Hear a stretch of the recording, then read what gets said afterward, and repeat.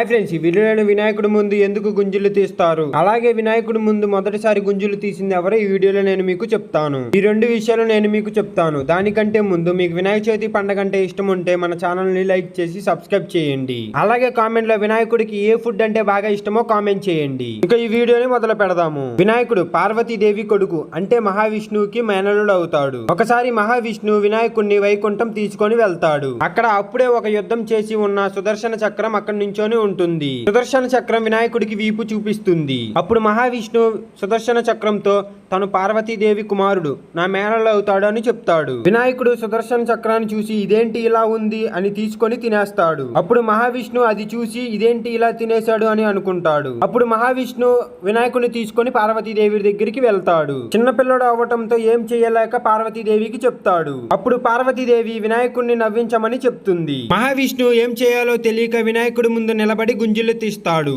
వినాయకుడు అది చూసి గట్టిగా నవ్వుతాడు. గట్టిగా ఎక్కువసేపు నవ్వటంతో గొంతులో పొలమారి సుదర్శన చక్రం బయటికి వచ్చేస్తుంది. అప్పటి నుండి వినాయకుడి ముందు ఎవరు గుంజులు తీసినా మనలో మహావిష్ణువుని చూసుకొని నవ్వుతాడు. సుదర్శన చక్రం వదిలేసినట్టు మనకి వరాలు వదిలేస్తాడు. మీరు కూడా మీ వినాయకుడి దగ్గరికి వెళ్లి గుంజులు తీసి ఏం కావాలో కోరుకోండి, మీకు కూడా వరాలు వదిలేస్తాడు. ఈ వీడియో కనుక మీకు నచ్చినట్లయితే లైక్ చేసి సబ్స్క్రైబ్ చేయడం మాత్రం మర్చిపోబాకండి. Thanks for watching this video.